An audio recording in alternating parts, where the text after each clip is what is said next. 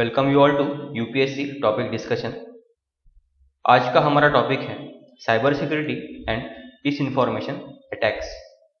ये topic UPSC syllabus general studies 3 से belong करता है और ये इंटरनल सिक्योरिटी का पार्ट है। इंट्रोडक्शन में हम देख लेते हैं कि साइबर सिक्योरिटी जो है वो हमारे कंप्यूटर सिस्टम्स, नेटवर्क्स और डिजिटल लाइफ्स को डिसरप्शन से प्रोटेक्ट करता है, डिफेंड करता है। और आपका जो डिसइंफॉर्मेशन अटैक है वो हमारे कॉग्निटिव बीइंग के ऊपर अटैक करता है। कॉग्निटिव बीइंग का मतलब क्या है? हमारी कॉग्निटिव एबिलिटीज यानी हमारे सोचने की क्षमता, इंटरप्रिटेशन करने की क्षमता, रीजनिंग करने की क्षमता, रेशनल थिंकिंग जो कि हमें इंसान बनाता है, इसे हम बोलते हैं कॉग्निटिव एबिलिटीज। तो डिसइंफॉर्मेशन जो है हमारे कॉग्निटिव बीइंग के ऊपर अटैक करता है। इस कारण होता क्या है कि इंफॉर्मेशन इकोसिस्टम को मैनिपुलेट करके समाज के बीच में वहाँ पे डिस्कॉर्ड क्रिएट करते हैं, पोलराइज वहाँ पे किया जाता है और इसका इस्तेमाल इलेक्शंस को भी मैनिपुलेट करने के लिए, इन्फ्लुएंस करने के लिए किया जाता है।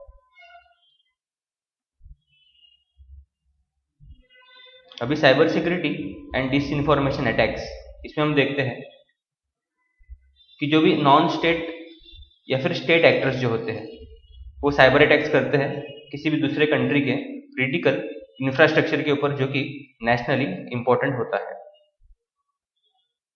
साइबर अटैक्स मोस्टली एम करते हैं कंप्यूटर इंफ्रास्ट्रक्चर को और डिसइंफॉर्मेशन अटैक्स जो होते हैं वो मोस्टली हमारे कॉग्निटिव एबिलिटीज, हमारे लॉजिकल थिंकिंग के ऊपर होता है।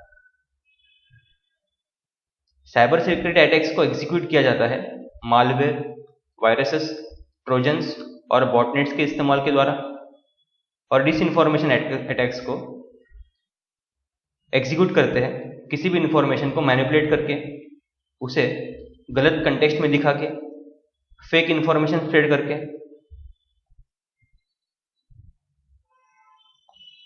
तो जो भी नेफेरियस एक्टर्स हैं वो इन दोनों अटैक्स का इस्तेमाल करते हैं ज़्यादा से ज़्यादा हैवॉक क्रिएट करने के लिए, तबाही क्रिएट करने के लिए। तो हिस्टोरिकली हम देखते हैं कि हमारी इंडस्ट्री ने, हमारी एजेंसीज ने हमेशा इन दोनों टाइप्स के जो अटैक्स है, जो साइबर अटैक्स है और डिसइंफॉर्मेशन अटैक्स है, उन्हें सेपरेटली देखा है, उन्हें इंडिपेंडेंटली देखा है। इसलिए हमारे काउंटर मेजर्स भी अलग अलग है दोनों के लिए और हम सेपरेट टीम वहां पे बनाते हैं इन अटैक्स के डिफेंस के लिए।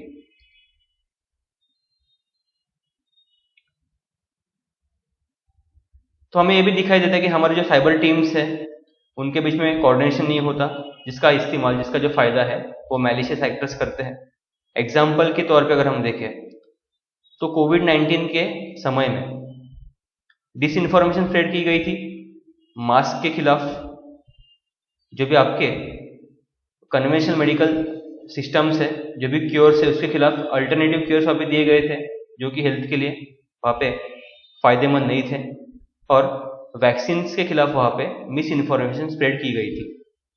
इस कारण हम देखते हैं कि इंडिया में सेकेंड वेव जो है वो तेजी से बढ़ा था, क्योंकि बहुत सारे लोगों ने वैक्सीन नहीं लिया था, लोग उससे डरते थे ड्यू टू द डिसइंफॉर्मेशन।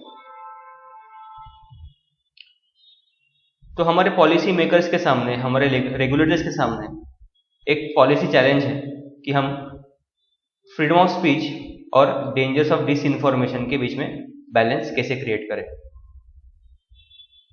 तो आपके लिए यहाँ पे क्वेश्चन है कि जो राइट टू स्पीच है यानी फ्रीडम ऑफ स्पीच हमारे कॉन्स्टिट्यूशन के कौन से आर्टिकल के अंदर आता है, आपको कमेंट सेक्शन में लिखना है। नेक्स्ट है कॉग्निटिव हैकिंग।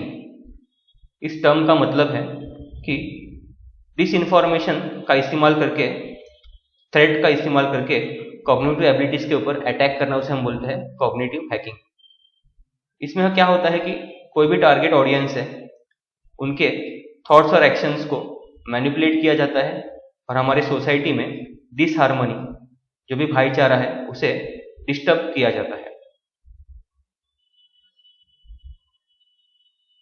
ये जो अटैक्स है हमारे मन में जो भी प्रेजुडाइसेस, हमारे समाज में जो भी प्रेजुडाइसेस है, मोस्टली समाजों में प्रेजुडाइसेस होते हैं दूसरे समाज के प्रति, कुछ गलत धारणाएं होती है, उन गलत धारणाओं को हम बोलते हैं प्रेजुडाइसेस।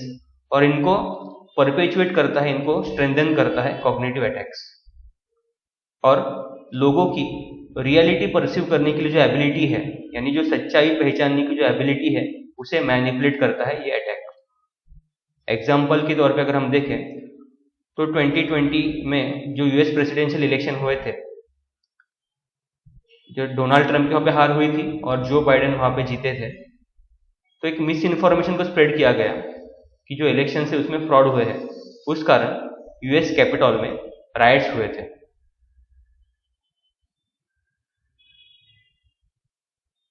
तो एक्सपर्ट्स का यह मानना है कि कॉग्निटिव हैकिंग के जो इम्प्लीकेशंस है वो ज़्यादा डिवास्टिंग है as compared to cyber attacks. ये ज़्यादा खतरनाक है as compared to cyber attacks, क्योंकि अगर हम हिस्ट्री में हमारे इतिहास के अगर हम रिवॉल्यूशंस देखें तो मोस्ट ऑफ द रिवॉल्यूशन जो है उसके अंदर कॉग्निटिव हैकिंग टेक्निक्स का इस्तेमाल करके वहाँ के प्रेजेंट गवर्नमेंट को ओवरथ्रो किया गया था और वहाँ की सोसाइटी में चेंजेस लाए गए थे। उस समय तो इंटरनेट नहीं थे, बट लोगों के बीच में डिस इन्फॉर्मेशन स्प्रेड की गई थी। इसी को हम बोलते हैं कॉग्निटिव हैकिंग। तो इन सब से लड़ने के लिए हम वे फॉरवर्ड्स का डिस्कशन कर लेते हैं। तो सबसे पहले we can develop disinformation defence system. उसे हम कैसे कर सकते हैं? तो वी कैन स्टडी जो भी मैलिशियस एक्टर्स है उनका मोडस ऑपरेंडी कैसा है, उनकी स्ट्रेटेजी और टेक्निक्स को हम स्टडी कर सकते हैं, उनके बिहेवियर और एक्टिविटीज को हम अंडरस्टैंड करके हम एक डिफेंस सिस्टम का निर्माण कर सकते हैं हमारे साइबर सिक्योरिटी डोमेन के हेल्प से। उसके बाद में हम डिस इन्फॉर्मेशन को साइबर सिक्योरिटी थ्रेट के तौर पे हम ट्रीट करें ताकि हम इफेक्टिव काउंटर मेजर्स ले सकें। डिस इन्फॉर्मेशन से लड़ने के लिए हम इंफॉर्मेशन शेयरिंग को बढ़ाएं। अगर हमने करेक्ट इन्फॉर्मेशन लोगों के बीच में शेयर करी तो डिस इन्फॉर्मेशन जो है उसे हम काउंटर कर सकते हैं। इसके अलावा टेक्नोलॉजी इंडस्ट्रीज, सिविल सोसाइटीज और हमारी जो गवर्नमेंट्स हैं उन्होंने साथ में कोऑर्डिनेट करके लोगों के बीच में साइबर थ्रेट के बारे में अवेयरनेस स्प्रेड करनी चाहिए। हम मीडिया में भी इन्वेस्ट कर सकते हैं। मीडिया लिटरेसी में हम इन्वेस्ट करना चाहिए यूजिंग पब्लिक प्राइवेट पार्टनरशिप।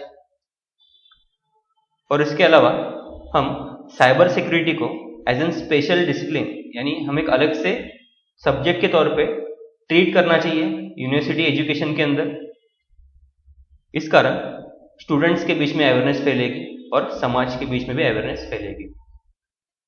तो thank you all of you. मिलते हैं नेक्स्ट डिस्कशन में।